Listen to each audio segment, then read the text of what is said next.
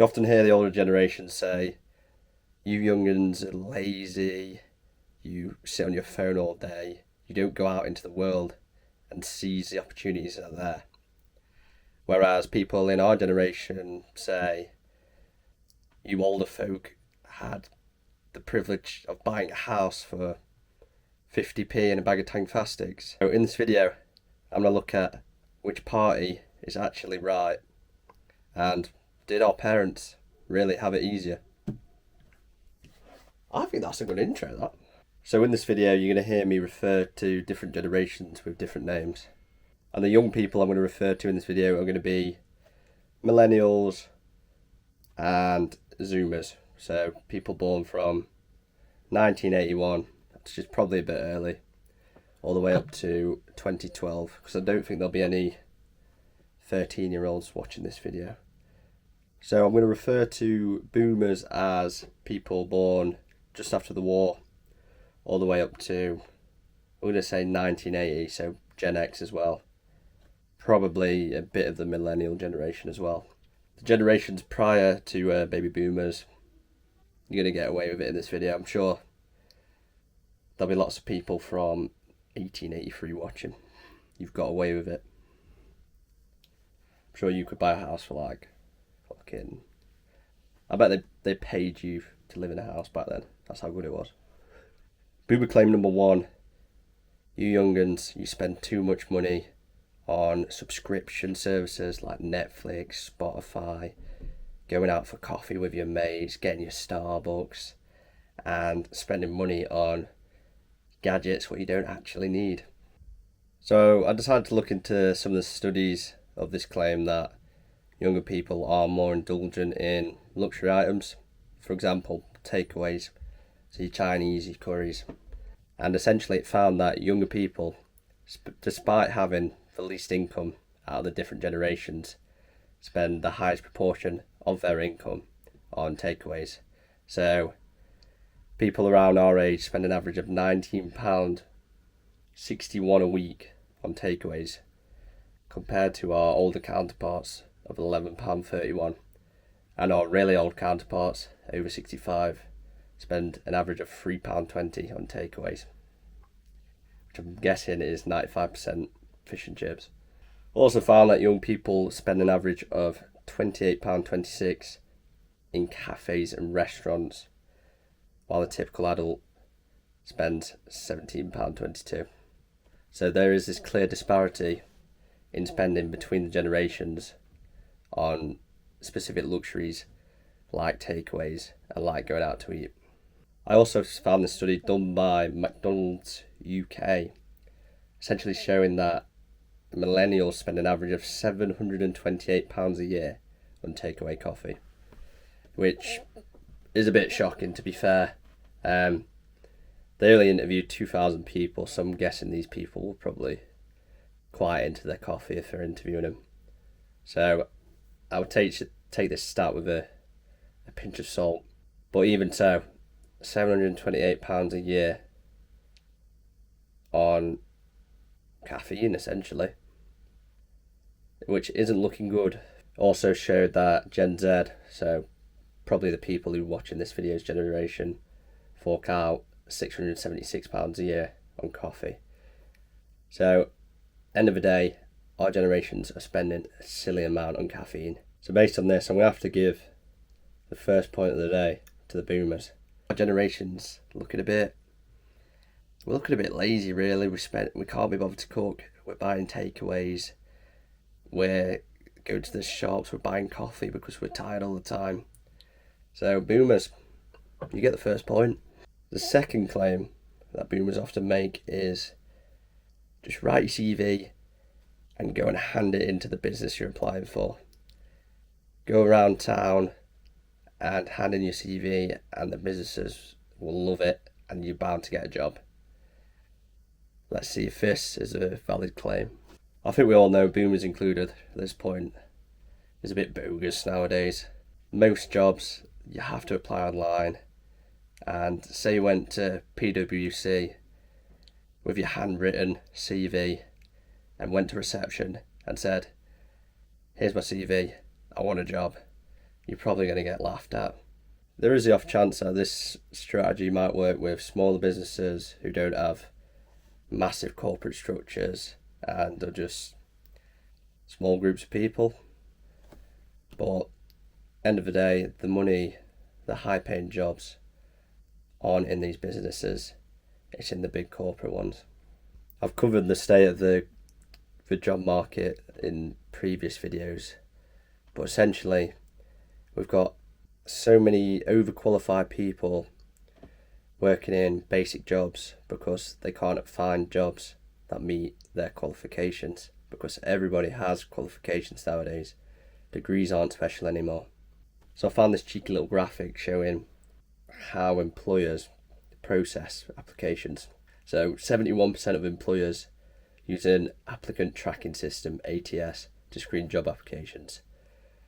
So 71% of companies don't even have a human looking at your job application at first. And it's pretty obvious, back in the days of the boomers, they didn't have technology that could do this. They had a human looking at their application every time they applied. Also says 33% will ghost unsuccessful applicants. Back in the days of the boomers, you go in, they look at your CV, you get a response there and then. It's pretty much 100% of employers back then, you'd get a response. Nowadays, for us, you apply to a company, 1/3 of the companies you apply for won't even let you know your result. That is the state of the job market we're looking at. So in terms of ease of getting a job and applying for different places, unfortunately for boomers, people now have it a lot harder than you did. So we'll call that 1-1 on the leaderboard. Claim number 3 that we hear from the older generations: we worked hard, we saved up, and we bought a house. You can buy a house too if you stop prattling about. This claim is quite annoying, and I don't know whether they're successfully rage baiting us when they say this, and they do actually know that it is a lot harder, but they're doing well at the rage baiting if that's what they're getting at. So there's this pretty big article going around not long ago, and it's house prices are now 8.8 times the average earnings in the UK. At first glance you think 8.8 times.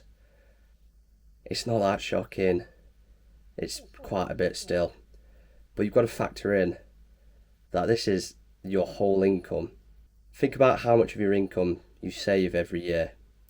It's not 100% of what you earn, it's probably 20-30%.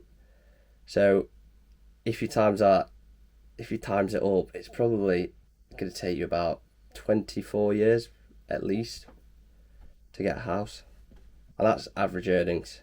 So there's obviously going to be people who fall below this.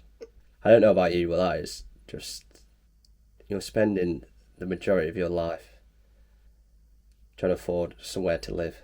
And if we compare this to people born in the 70s and 80s, they had a average house price of 2 to 3 times their yearly salary. And also back then, they didn't have such high inflation and they weren't dealing with the cost of living crisis. Today, renting takes up such a large proportion of your income that saving for a house deposit is pretty much, I don't want to say impossible, but it's getting towards that point. So I think that one's pretty obvious. Boomers, it's a lot harder to buy a house nowadays. You can't just work for 6 months and get a 4-bed house in the Cotswolds. It's a lot tougher than that. So 2-1 to the young'uns. So we've got the fourth and final claim from the boomers. This one I've not heard that much. I sort of looked it up online, but apparently a lot of them say if you want a house, just move somewhere cheaper. So this one's quite a interesting one for me because I come from a pretty small town, and like most small towns in England, the opportunities for a decent paying job are pretty much null for a young person. You could probably have like 20-30 years experience and come and direct a company over here, but if you've not got that, the opportunities are pretty bleak for people in small towns across the UK.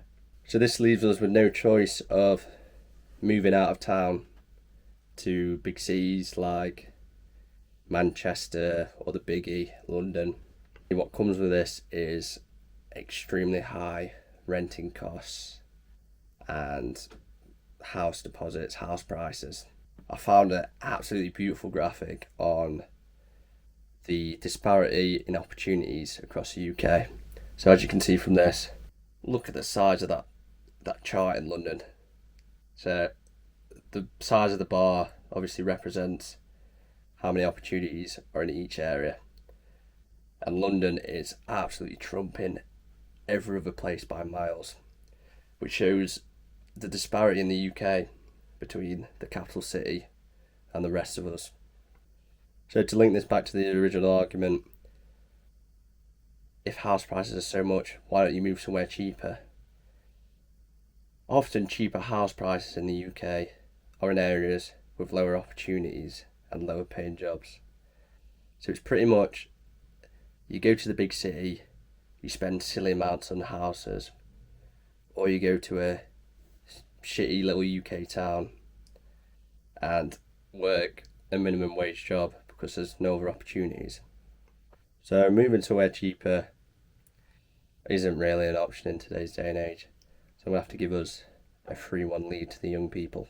I'm going to give the 3 points to the young generation overall, and a couple extra points I'd like to point out is, back in the day, boomers had free university. Today, people our age were leaving with 40, 50, 60 grand worth of debt. If you do a postgrad, you're in absolute piles of debt. And also, like I mentioned earlier, the costs of essentials now are a lot higher relative to what our parents had back in the day. So things like energy, transport, even the price of food is taking up a higher proportion of our spending than it did in the older generations. Right, I don't want all this negativity around the conditions us young people have today to make you all depressed and put you down. I want you to look at it as a challenge, but a challenge we can all overcome. Yes, houses cost more, we carry more debt than we've ever carried before, but there's a flip side. People our age are adapting.